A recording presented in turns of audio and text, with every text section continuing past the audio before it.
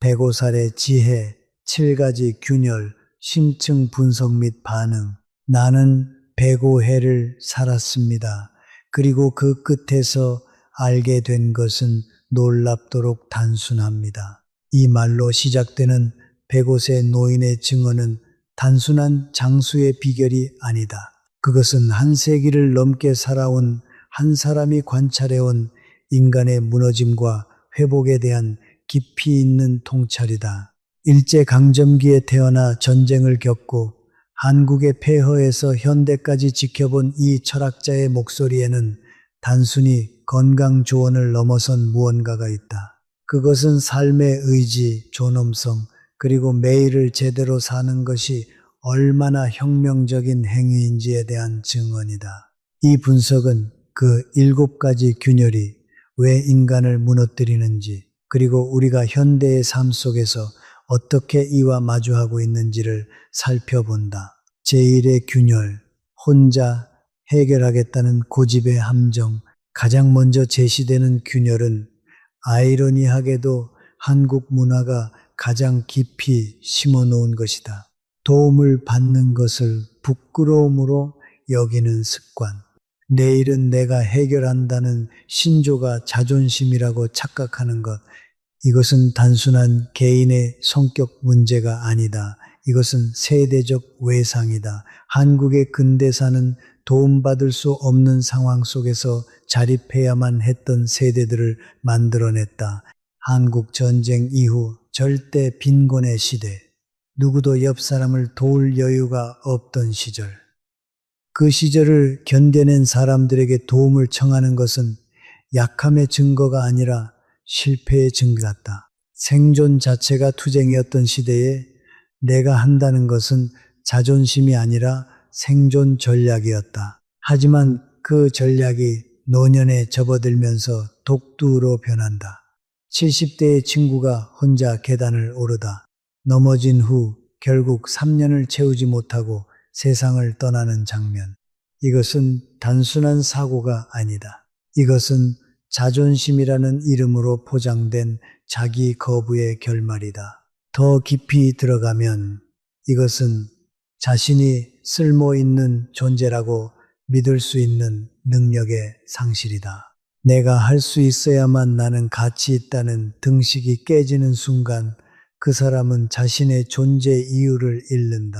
도움을 받는 것은 수동적인 행위가 아니라 관계를 만드는 적극적인 행위라는 통찰은 여기서 빛난다.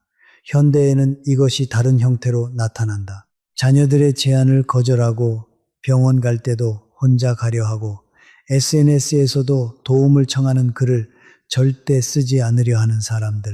사실 이들은 도움을 거절함으로써 자신을 돌아볼 기회를 스스로 빼앗고 있다. 왜냐하면 인간은 타자와의 관계 속에서만 자신의 존재를 확인할 수 있기 때문이다.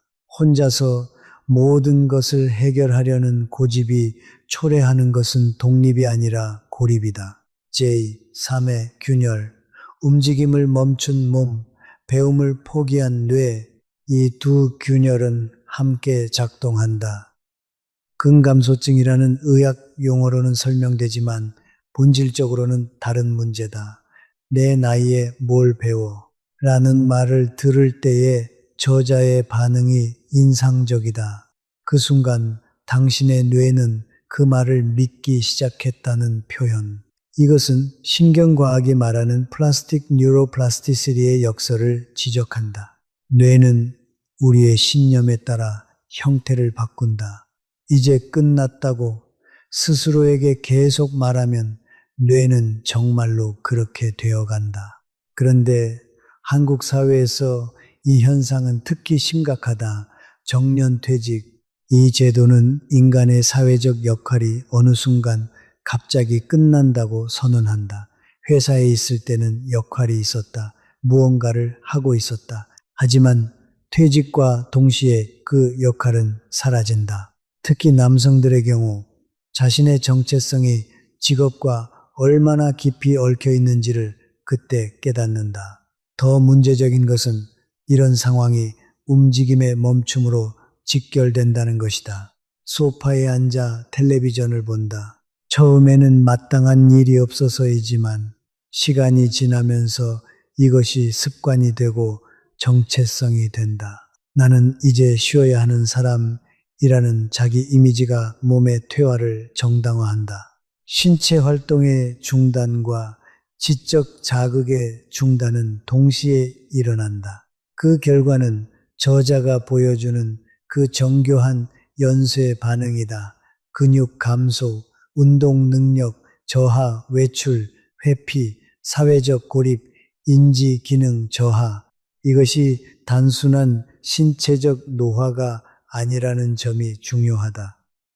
이것은 심리적 항복이 신체를 통해 실현되는 과정이다. 저자가 95세에 서양 철학 원전을 영어로 읽기 시작했다는 것은 단순한 미담이 아니다. 그것은 나는 아직 여기 있다는 선언이다.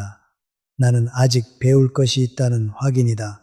그리고 그 확인이 그의 몸을 일으켜 세운다. 현대의 노인들이 마주하는 문제는 역설적이다. 평균 수명은 늘어났지만 사회적으로 쓸모 있는 나이는 점점 짧아졌다.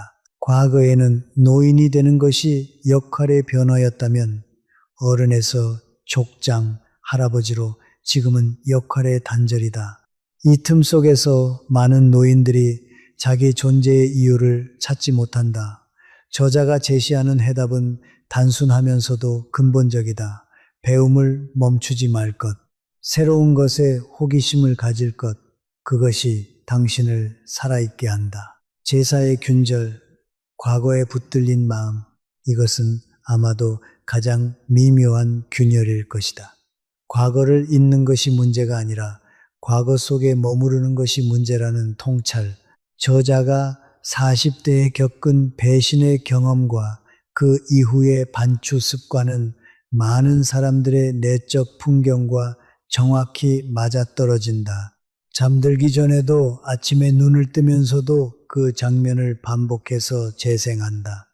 이것은 외상 후 스트레스 장애 PTSD의 전형적인 증상이지만 동시에 매우 정상적인 심리 과정이기도 하다. 우리는 모두 이런 순환적 사고에 빠져본 경험이 있다. 그런데 저자의 아내의 말이 결정적이다. 당신은 그 사람을 용서하지 못한 게 아니라 자기 자신을 용서하지 못하고 있는 것 같아요. 이것은 깊은 통찰이다. 많은 경우 우리가 반추하는 것은 타인의 행동이 아니라 자신의 실수다. 내가 왜 그때 그렇게 했을까? 내가 너무 순진했던 건가? 이런 자책이 복합되면서 과거는 끝없는 자기 고발의 무대가 된다. 그리고 한국 문화는 이런 자책을 특히 깊이 문화화했다.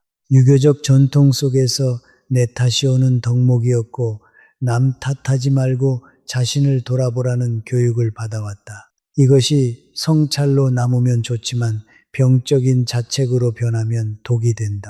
저자가 70대에 시작한 작은 훈련은 매우 실용적이다. 1.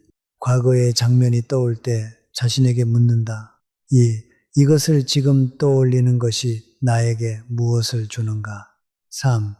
이것은 내가 배울 것이 있어서인가 아니면 그냥 습관인가? 이것은 마음 챙김의 실제 적용이다.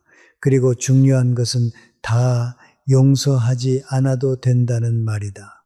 심리학이 말하는 수용 같은 개념인데 이것은 과거를 긍정하는 것이 아니라 현재로 돌아오는 것이다. 현대인들, 특히 SNS 시대의 인간들은 이 문제로 더욱 고통받는다. 과거의 실수들이 영구적으로 기록되고 언제든 다시 소환될 수 있는 시대, 그리고 실제로 그것들을 자꾸만 소환한다. 저 때, 저 글, 저 댓글 같은 것들이 몇 년 후 다시 떠올랐을 때의 그 부끄러움과 죄책감. 저자가 이 균열을 네 번째에 배치한 것은 의도적인 선택으로 보인다. 앞에 세 균열, 도움, 거절, 움직임 멈춤, 배움, 포기, 이 구체적 행동의 영역이라면 이것은 심리 내적 영역의 균열이기 때문이다. 제어의 균열. 밤의 침묵을 견디지 못하는 불안. 저자는 밤 10시 이후에는 책도 덮었다고 한다. 이것은 단순한 수면 습관이 아니다. 이것은 자기 자신과 마주할 수 있는 능력이다. 현대의 밤은 침묵이 아니다. 스마트폰의 알림음, 유튜브의 자동 재생, SNS의 무한 스크롤, 이것들이 모두 밤의 침묵을 채우기 위한 도구들이다. 그리고 저자의 질문은 정확하다. 왜 우리는 밤의 침묵을 견디지 못하는가? 이것은 수면 건강만의 문제가 아니다. 이것은 자신의 내면과 마주할 수 있는 능력의 문제다. 침묵이라는 것은 외부의 자극이 모두 빠져나간 상태에서 자신의 진정한 모습과 마주하는 것이다. 그리고 많은 사람들이 그 순간을 두려워한다. 왜일까? 저자의 분석에 따르면 그것은 자기 자신과 단둘이 있는 것이 두렵다는 신호다. 화면의 빛과 소리는 우리가 혼자라는 느낌을 잊게 해주는 도구다. 누군가의 이야기, 끊임없이 흘러가는 정보들, 그것들이 있는 한 우리는 생각하지 않아도 된다. 하지만 생각하지 않는다는 것은 살지 않는다는 것과 같다. 자신의 감정을 느끼지 않고, 자신의 선택을 검토하지 않고, 내일을 생각해 보지 않는 삶. 이것은 단순히 수면의 질을 떨어뜨리는 것을 넘어선다. 한국 사회에서 이것은 특별한 아픔이 있다. 20대부터 스마트폰이 손에서 떨어지지 않는 세대가 이제 중장년층이 되었다. 그리고 이들이 밤마다 경험하는 불안은 기술이 제공하는 편의 뒤에 숨겨져 있다. 밤은 하루가 당신에게 건네는 마지막 말이라는 저자의 표현은 시적이면서도 정확하다. 수면 전 멜라토닌 분비의 억제, 수면의 질 저하, 면역 기능 약화 같은 의학적 지표들도 중요하지만 더 근본적인 문제는 자기 자신으로부터의 도피다. 침묵 속에서 편안할 수 있는 사람만이 자기 자신과 화해한 사람이라는 저자의 말이 감동적인 이유는 그것이 바로 정신 건강과 신체 건강의 교점을 지적하기 때문이다. 제육의 균열, 밥을 대충 때우는 태도, 저자의 어머니 이야기는 관계적 맥락에서 가장 감동적인 부분이다. 전쟁 중에도 밥상을 차리신 어머니, 쌀이 부족해도 반찬이 없어도 그릇을 반드시 놓으시고 모두가 앉기 전에는 먼저 드시지 않으신 어머니, 이것이 왜 균열의 부분에 포함되었을까? 저자는 밥이 단순한 영양 공급이 아니라 존재의 확인이라고 말한다. 오늘도 우리가 살아있다는 것, 우리가 함께라는 것, 내일도 이 자리에 앉을 것이라는 것을 확인하는 의식. 현대의 노인들 중 많은 사람들이 혼자 먹는데 뭘 차려라며 과자로 때운다고 저자는 관찰한다. 이것의 위험성은 영양학적 차원을 넘어선다. 이것은 자기 자신을 대할 때의 태도를 드러낸다. 한국 문화, 특히 불교의 영향 속에서 음식을 소중히 여기라는 교육은 도덕적 가르침이었다. 하지만 여기서 저자가 지적하는 것은 다르다. 음식을 대충 먹는 것은 오늘 하루를 대충 산다는 뜻이다. 어차피 혼자인데 이 나이에 라는 말들 속에는 자신의 삶에 대한 존중의 부재가 담겨 있다. 더 근본적으로 이것은 자신의 몸을 대할 때의 태도를 드러낸다. 노년기의 영양은 젊을 때와 달리 더욱 중요하다. 흡수 능력이 떨어지므로 더 신경을 써야 한다. 근육을 유지하려면 단백질이 필요하고 뼈를 지키려면 칼슘이 필요하다. 하지만 많은 노인들이 정확히 이때 영양에 신경을 덜 쓴다.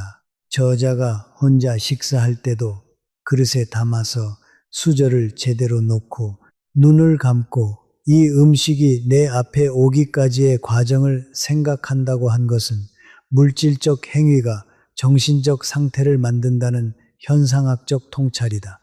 형식이 태도를 만든다. 태도가 삶을 만든다. 현대의 한국 사회에서 혼자 사는 노인은 급속하게 증가하고 있다. 가족의 해체, 지역 공동체의 약화 속에서 많은 노인들이 혼자 집에서 끼니를 때운다. 편의점 도시락, 탕수육 배달, 과자와 커피 이런 것들로 끼니를 때우는 것이 비난받을 일인가? 아니다. 하지만 저자가 말하는 것은 그것이 보여주는 것이다. 자신에게 할애하는 존중과 돌봄의 정도를 밥을 차린다는 것은 삶에 대한 태도다라는 말이 가장 좋다. 이것은 실천적 철학이다. 제7의 균열, 스스로 문을 닫는 고립. 마지막 균열은 사실 모든 균열의 결과이자 동시에 모든 균열을 심화시키는 악순환이다. 저자가 제시하는 교사의 사례는 고전적이다. 평생을 헌신해온 교사가 정년을 맞으면서 자신의 역할이 끝났다고 생각한다. 그리고 세상으로부터 서서히 물러난다. 처음에는 모임을 빠지고 연락을 덜 받으려 하고 마지막에는 거의 집 밖을 나오지 않는다. 그리고 4년 후 그 교사는 제가 아직 할 말이 있는 사람이었네요 라는 말을 하게 된다. 사회적 고립의 건강 영향은 연구로 검증되었다. 영국 대학의 연구에 따르면 사회적 고립은 하루 담배 15개비를 피우는 것과 같은 수준으로 수명을 단축시킨다고 한다. 고독이 혈압을 높이고 수면을 방해하고 면역을 약화시킨다는 것도 알려진 사실이다. 하지만 저자가 지적하는 더 깊은 문제는 이것이다. 인간은 관계 속에서 자신이 누구인지를 확인하는 존재다. 혼자 있으면서 점점 자신의 윤곽을 잃어간다. 내가 어떤 사람인지가 흐릿해진다. 누군가와 대화할 때, 누군가의 웃음에 반응할 때, 누군가에게 무언가를 설명할 때만 우리는 살아있다고 느낀다. 더 심각한 것은 고립이 자발적이라는 점이다. 많은 노인들이 고립을 당하는 것이 아니라 선택한다. 귀찮아서, 피곤해서, 아무도 날 반기지 않을 것 같아서 이렇게 스스로 문을 닫는다. 한국 사회에서 이것은 특별한 비극성이 있다. 가족 중심의 사회 구조가 약화되면서 그리고 동시에 개인주의가 심화되면서 많은 노인들이 폐쇄되기 쉬운 환경에 놓여 있다. 자녀들은 바쁘고 친구들도 각자의 삶이 있고 지역 공동체도 약화되었다. 이런 상황에서 스스로 나는 이미 끝났다고 판단하는 것은 얼마나 자연스러운가. 저자가 제시하는 해답은 먼저 연락하는 것이다. 오래된 제자에게 문자를 보냅니다. 가끔은 짧게 잘 지내고 있나? 한마디만 씁니다. 이것은 거창한 관계 구성이 아니다. 이것은 가느다란 실이 끊어지지 않게 하는 것이다.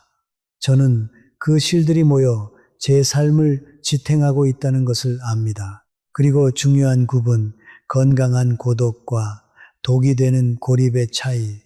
혼자 있을 때 평온하면 그것은 고독이고 무기력해지면 그것은 고립이다. 혼자 있을 때 생각이 풍부해지면 고독이고 어두워지면 고립이다. 통합적 분석. 현대 한국 사회와의 대면 이 7가지 균열들을 종합해보면 그것들은 단순한 개인의 문제가 아니라 시대적 문화적 문제라는 것이 보인다. 첫째, 세대적 부상 intergenerational trauma의 문제다. 전쟁과 빈곤을 견뎌낸 세대가 심어놓은 스스로 해결하라는 명령이 이제 독이 되고 있다. 이것은 개인의 책임이 아니라 사회적 치유가 필요한 집단적 상처다. 둘째, 노인 사회의 도래와 사회 구조의 불일치 문제다. 평균 수명은 크게 늘어났지만 사회는 여전히 생산성 중심의 가치 체계를 유지하고 있다. 정년 퇴직, 역할의 상실, 사회적 고립, 이것들은 개인의 선택 문제가 아니라 구조적 문제다. 셋째, 기술과 현대 문명이 야기하는 자기 자신과의 단절 문제다. 스마트폰의 무한 자극, SNS의 비교 문화, 수면과 성찰의 시간 박탈. 이것들은 현대인 모두가 직면하고 있지만 노인들에게는 특히 치명적이다. 넷째, 가족과 지역 공동체의 해체 속에서 고립의 심화 문제다. 과거에는 노인이 되는 것이 자동으로 관계의 변화를 의미했지만 지금은 역할의 단절을 의미한다. 저자가 105살의 삶을 통해 보여준 것은 이런 구조적 문제들 속에서도 개인이 할 수 있는 것들이 있다는 것이다. 거창한 것이 아니라 매우 구체적이고 일상적인 것들이다. 실천적 통찰, 작은 선택들의 힘. 저자가 반복적으로 강조하는 것은 거창함이 아니라 평범함이다. 거창하게 살려 하지 마십시오. 그냥 오늘 하루를 제대로 사십시오. 이것은 존재론적 선택이다. 매 순간 우리는 나는 이미 끝났다고 선택할 수도 있고 오늘 하루도 충분하다고 선택할 수도 있다. 그 선택이 작아 보이지만 그 선택이 모여 105년의 생이 된다. 저자가 세운 작은 규칙들을 보자. 매일 새벽에 일어나 골목을 걷는다. 움직임의 확인. 밤 10시가 되면 모든 화면을 닫고 침묵 속에 누워 있는다. 자신과의 대면. 혼자 식사할 때도 그릇에 담아서 정성껏 먹는다. 존중의 실천.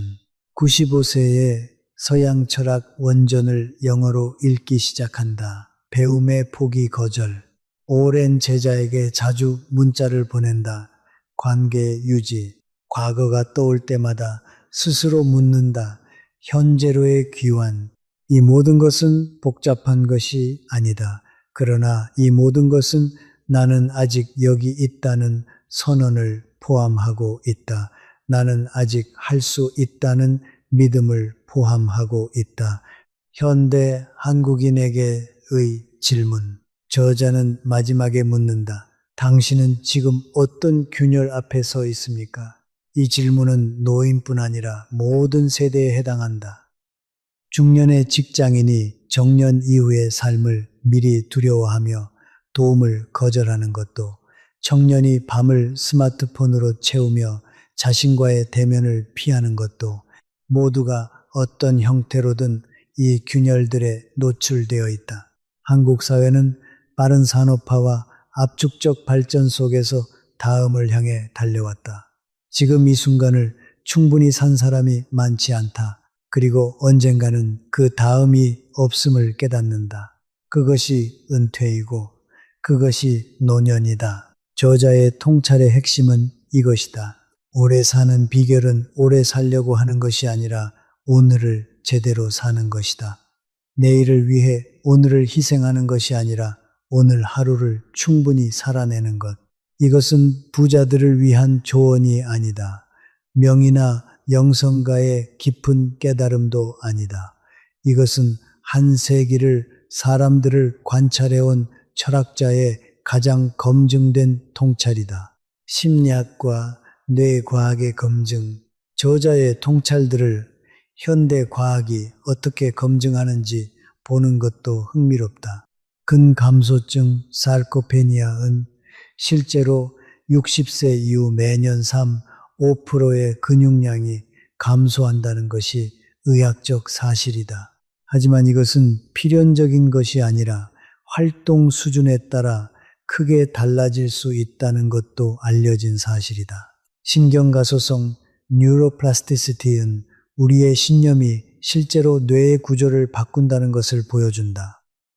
이제 끝났다고 계속 말하는 뇌와 아직 배울 것이 있다고 말하는 뇌는 물리적으로 다른 구조를 가지게 된다. 사회적 고립의 해로움은 무수한 역학 연구들로 증명되었다. 외로움은 단순한 감정 상태가 아니라 염증을 유발하고 면역을 약화시키는 생물학적 신호다. 그리고 흥미롭게도 정서적 치유 emotional regulation의 능력은 나이가 들수록 실제로 향상된다는 연구들도 있다. 노년층이 보이는 긍정성과 평온함은 호르몬 변화만의 문제가 아니라 경험을 통해 습득된 심리적 기술의 결과일 수 있다. 저자가 70대의 과거의 반추를 통제하기 위해 의식적으로 선택하는 훈련을 하기 시작했다는 것은 현대의 인지행동 치료 CBT와 정확히 맞아떨어진다. 생각의 자동 반응을 의식화하고 그것을 선택의 대상으로 만드는 것. 문화적 맥락, 한국의 단정함과 의례. 저자의 어머니가 전쟁 중에도 밥상을 정성껏 차렸다는 부분은 한국 문화의 깊은 층을 건드린다. 한국의 미학에는 단정함이라는 가치가 있다. 신발을 벗을 때 깔끔하게 정렬하고 밥상을 차릴 때 수저를 반드시 놓고 예를 갖춘다는 것. 이것은 단순한 예절이 아니라 존재의 존엄성을 확인하는 의식이다. 유교 전통에서 의례 1위는 외적인 형식이 아니라 내적 마음을 외현화하는 것이었다. 예를 갖춘다는 것은 자신과 타자를 존중한다는 것이다. 현대 한국에서는 이런 것들이 점점 사라지고 있다.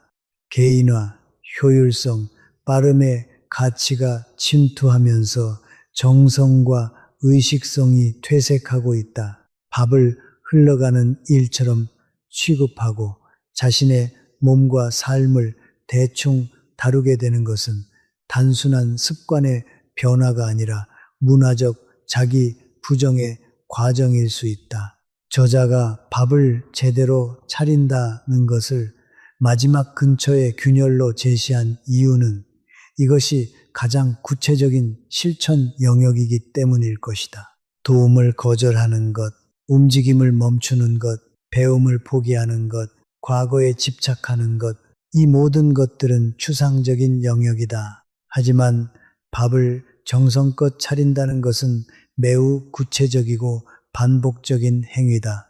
그리고 이 행위가 매일 반복될 때 그것이 나는 아직 나를 존중할 가치가 있는 사람이다라는 신체적 확인이 된다.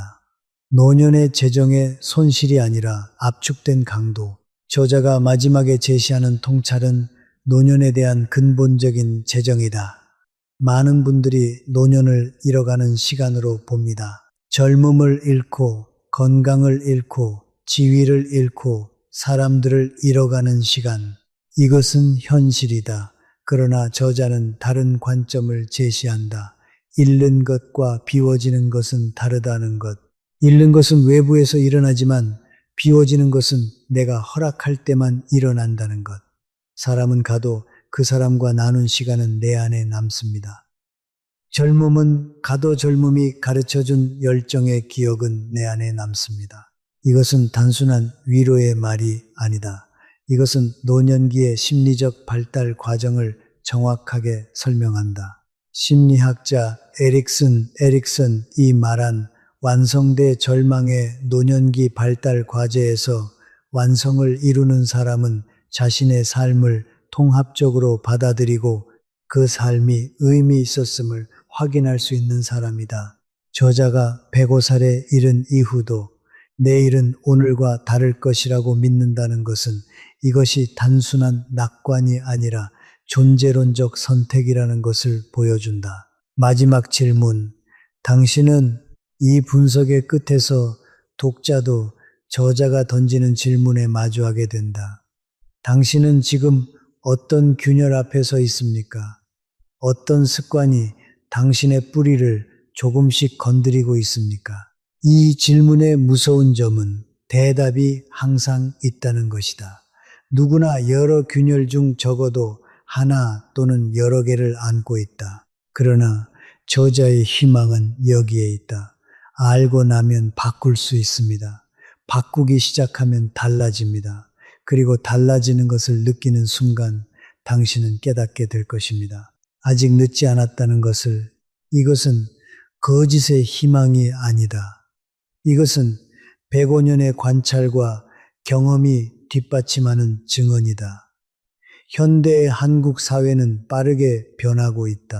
고령화는 가속화되고 가족 구조는 급속히 해체되고 기술은 우리의 모든 것을 바꾸고 있다. 이런 상황에서 한 105세 노인의 이야기가 울려 퍼지는 것은 그것이 시대의 트렌드를 초월한 인간의 본질에 대한 통찰이기 때문일 것이다. 평범한 하루의 위대함, 작은 선택의 누적, 매 순간 나는 아직 여기 있다는 선언. 이것이 105년의 삶이 우리에게 전하는 메시지다. 저는 105회를 살았습니다. 그리고 그 끝에서 알게 된 것은 놀랍도록 단순합니다. 삶은 위대한 순간들의 합이 아닙니다. 삶은 평범한 하루들의 합입니다. 이 마지막 말 앞에서 우리는 모두 같은 질문에 직면한다. 내가 지금 이 순간에 어떻게 살고 있는가? 그리고 내일을 위해 오늘을 희생하지 않으면서도 오늘을 충분히 살 수 있는가? 그 질문에 대한 대답이 결국 우리 각자의 삶을 만든다.